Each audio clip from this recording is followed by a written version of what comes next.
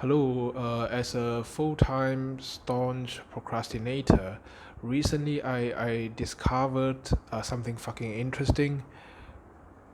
Maybe it's not so much about discovery, just that I successfully connected the dots, connected and I successfully resolved the doubts that I've been having for a long time. So, as many people who have learned history in high school, uh, you must remember some really common names such as Alexander the Great and Caesar. I don't even know whether I'm pronouncing his Latin name, Roman name correctly. Caesar. So be it Julius Caesar or Augustus Caesar.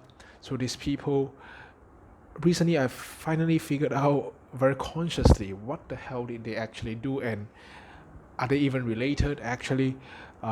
So recently I realized that Alexander the Great, uh, as the name implies, he was actually a very ferocious warrior, a bit like Genghis Khan, able to lead his army and troops to conquer lots of regions. But what is more interesting is, after he kept expanding his region through by winning a lot of wars, and he died very early. I think at the age of 35, something like that.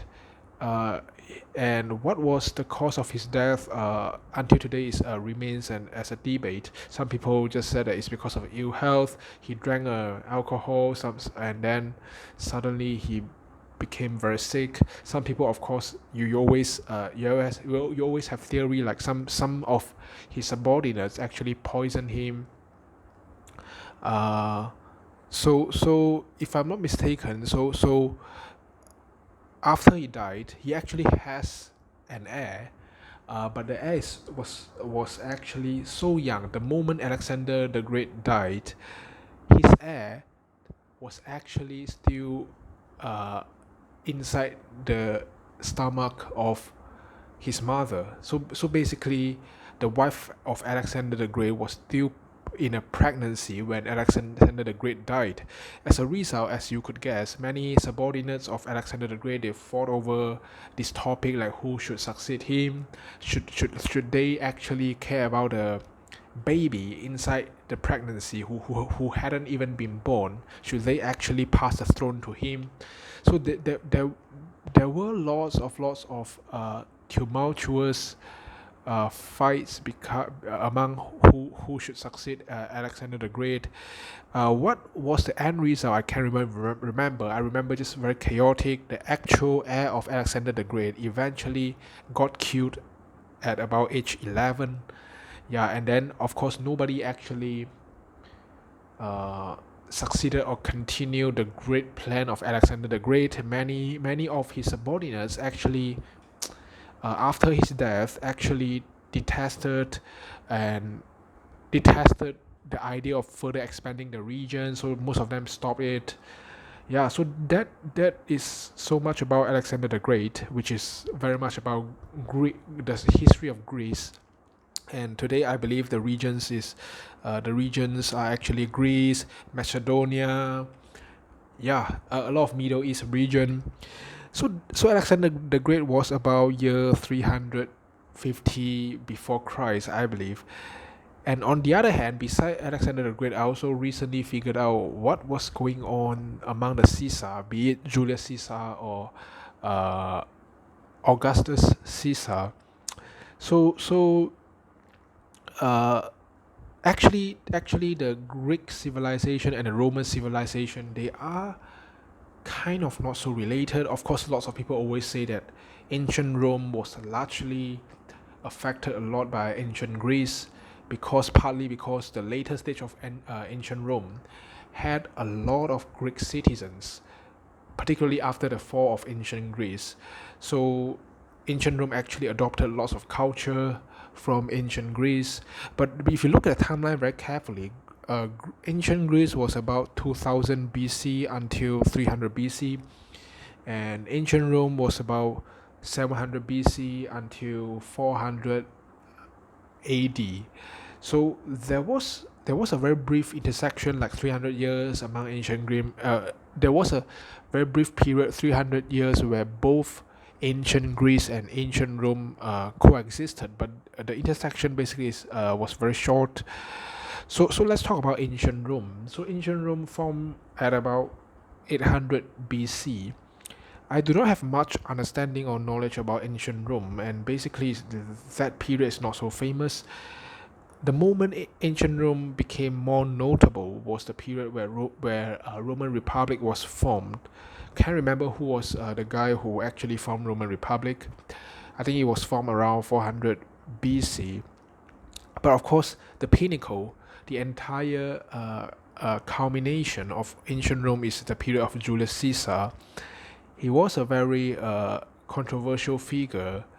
They call it a dictator. He actually, I can't remember why was he so controversial. Partly because he actually fought a lot of political battles, maybe waging a. Oh yeah, I remember. One reason Julius Caesar was very famous because he fought the Gallic Wars, and he obtained a very decisive victory.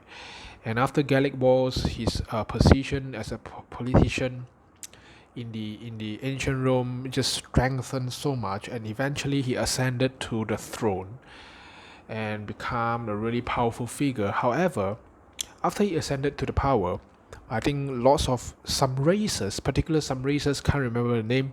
Some races in ancient Rome was they were really unhappy with Julius Caesar. As a result, they assassinated him. I think in 44 BC, not long after he ascended the throne.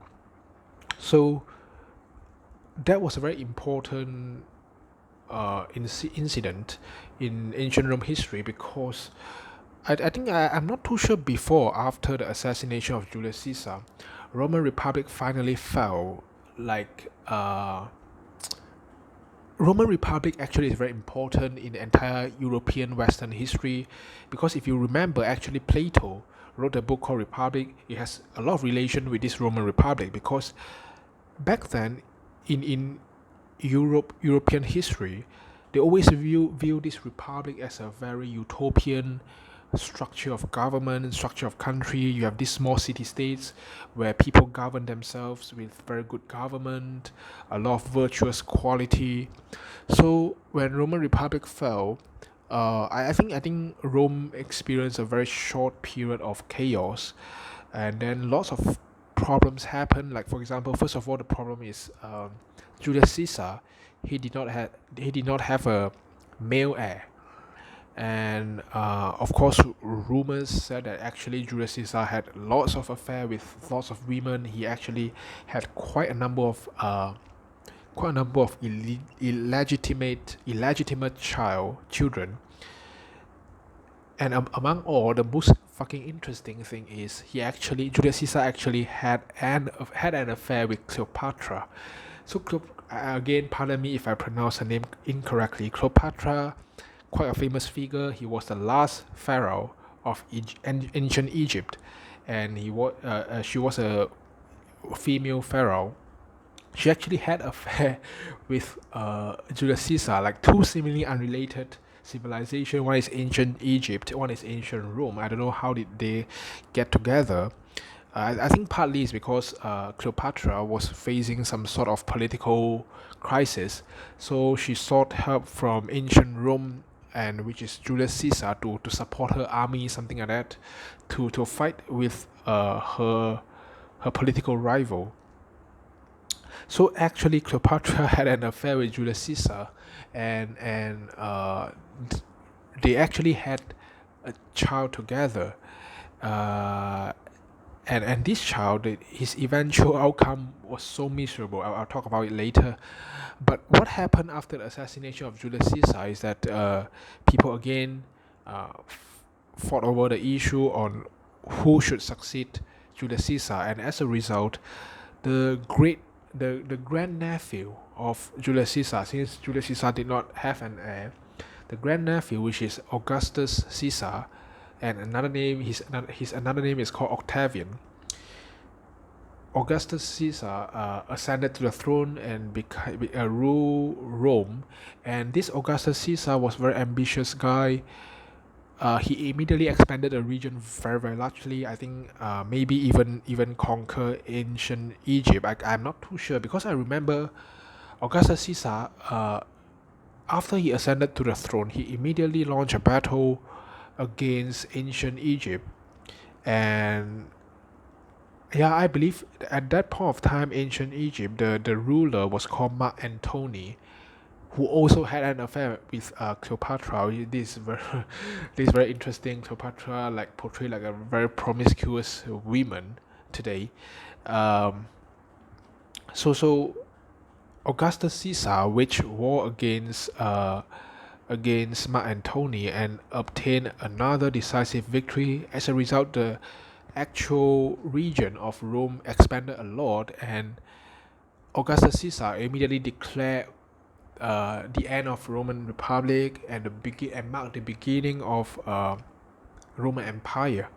So Augustus Caesar became the first emperor of Roman Empire, and he definitely killed Mark Antony. And also, upon knowing that Augustus Caesar defeated Mark Antony, Cleopatra immediately suicided by drinking poison. For what actual reason, I don't know. Maybe she just couldn't face the fact that Augustus uh, became the emperor, and also ancient Egypt came to an end. So this is very much the story of Roman Republic around 40 BC to 40 AD. Then after that, I think Rome experienced quite a few centuries of peaceful period with a number of emperor until year around year 400 AD, 450 AD. Uh, uh, I think at that point of time, Roman Empire became weaker and weaker again like many dynasties, many kingdoms in the history of human civilization. There will always be a lot of problems, be it political problems, social problems. So the society became unstable. So at about year 450 AD, Roman Empire became quite weak. A lot of instability, and the last emperor, if I recall correctly, the name is called Romulus. But what is more confounding is all these names of emperors and kings. They always have Romulus 1, Romulus 2, Romulus 3. It's very difficult to remember. So Romulus, the last emperor of Roman Empire, at that point of time, Germanic people, as the name implies, people has relation with German. But not only that, today all the people in England, they are actually also the descendant of Germanic people. So a lot of Germanic people at that point of time, those were the regions on top of Italy, on top of Rome. These regions, they always call them as barbaric kingdoms. Uh, Today we use the word barbaric to describe people who are uncivilized, but actually back then I believe they were called barbaric people simply because they didn't have a formal structure, just unlike Rome. So these Germanic barbaric people, they actually came down and waged war against the Roman Empire and successfully dismantled Western Rome. So Western Rome fell, and Germanic people, I believe the general, the name is called Audacia. Germanic people, the name is even harder to pronounce. And generally, any Irish people, Hungarian, Austrian, German, it's so hard to pronounce their name. For example, Lady Bird, the movie Lady Bird, the main actress, her name is Saoirse Ronan. Just doesn't make sense, the pronunciation. But anyway, Audacia was the general leader from the Germanic barbaric kingdoms. So he actually tore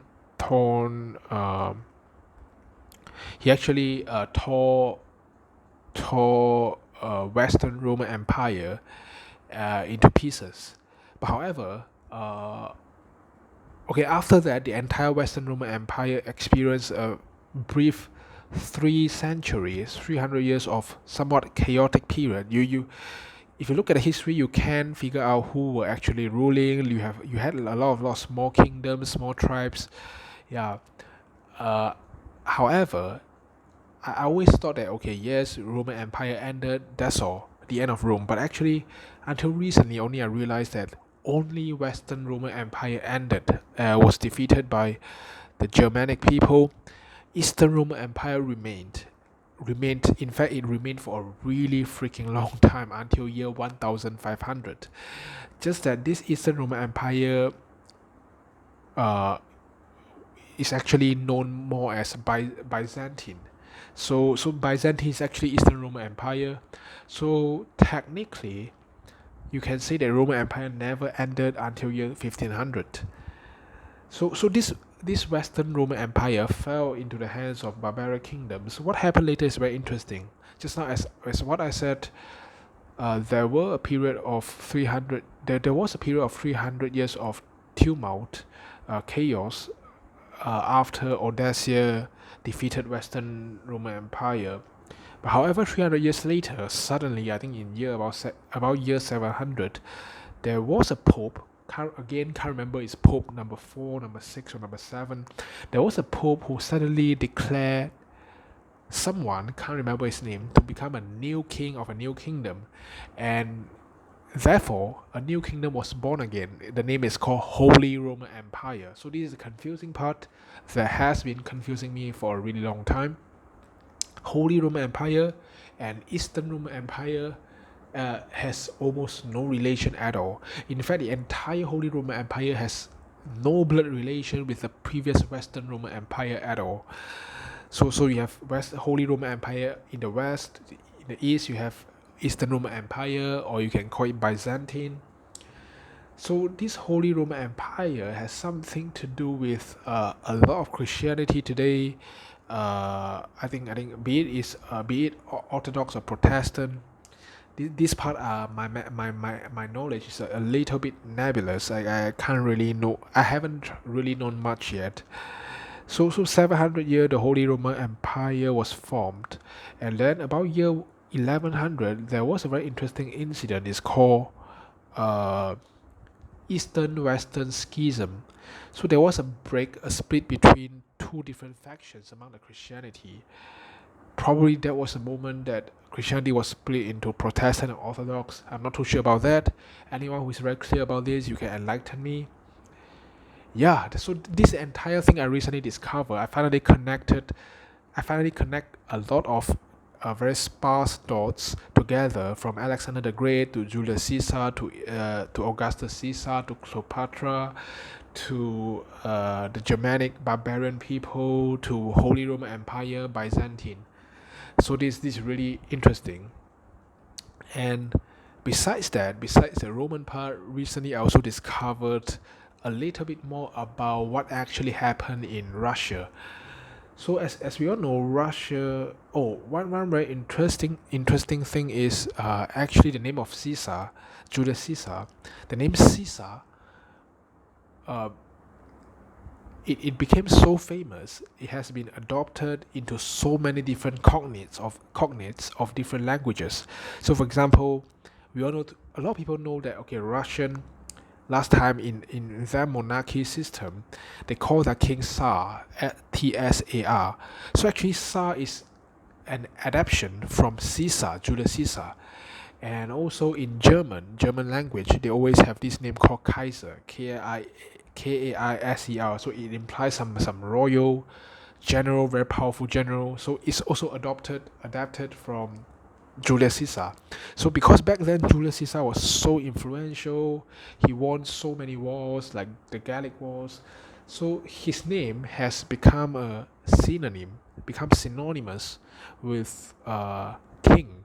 So that's why many other regions, be it Germany, be it Russia, they actually adopted the name Caesar to mean that to actually try to make a word to represent king. So recently I discovered Russia, the history of Russian kingdom. So I think even until 19th century, Russian was still a very solid absolute monarchy. So you have generation of multiple generations of Tsar ruling the country until earlier 20th century. Just like many other regions, European regions, for no reasons, all the monarchies they fell one by one. Probably it's all the domino effect, starting from French Revolution in 17th century. So until earlier 20th century, finally the Russian monarchy, there was a enormous crack appearing in the monarchy system. The society became increasingly unhappy, partly because of famine, very poor governance by the Tsar. So there were a lot of upheavals keep coming up in Russian society, and multiple revolution. In fact, I remember correctly the first two revolutions. The first is December Revolution, then March Revolution. The citizens, the revolts, they almost won, but all the time they have been eventually pinched by the actual monarchy. The first time it's completely defeated by the monarchy. Second time, a small victory. They forced the Tsar to actually turn absolute monarchy into constitutional monarchy. The third time was very important because finally, uh, the voices among the society, Russian society, became really tumultuous. Uh, there was what is very interesting is there were two very important political power coming up. One is called Bolsheviks, the other one is called Mensheviks. Again, pardon me for the spelling mistakes, the pronunciation mistake. This is even harder, these Russian names. So Bolsheviks and Mensheviks, they both believe in some sort of Marxism, communism ideology. The only difference is that Mensheviks is kind of conservative. They believe that they actually read Marx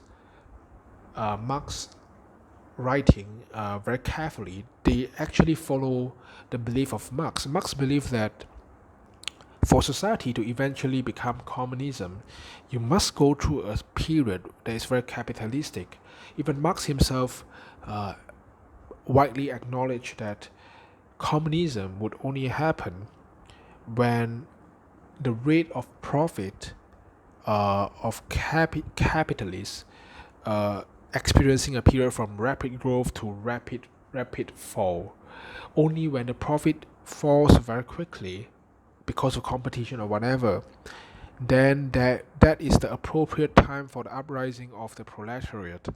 So Marx actually believed that you need to have a very capitalistic period before you could turn into communism. So Mensheviks was a political faction in Russia that believed that you can't change society into communism in day one. You have to experience that period. And then meanwhile Bolsheviks, they were they were people who are really radical. They believe in communism in day one. And as you know, Bolsheviks was led by this horrible monster. His name is called Vladimir Lenin. And eventually, Vladimir Lenin successfully defeated the Bolsheviks launched a revolution and formed Soviet Union. Soviet in Russian language means council. So they formed Soviet Union, and they participated in World War II, became a superpower. As we all know, the rest is history. No pun intended. This literally the rest is history. And then Lenin died quite quickly after a few years of formation of Soviet Union, and then he passed the baton to Joseph Stalin, and the rest is history. We all know how monstrous Joseph Stalin actually is. Yeah. So yeah, this is another thing I discovered. This is basically the thing that I recently connected the dot. Very interesting history. Yeah, that's all. Goodbye and see you.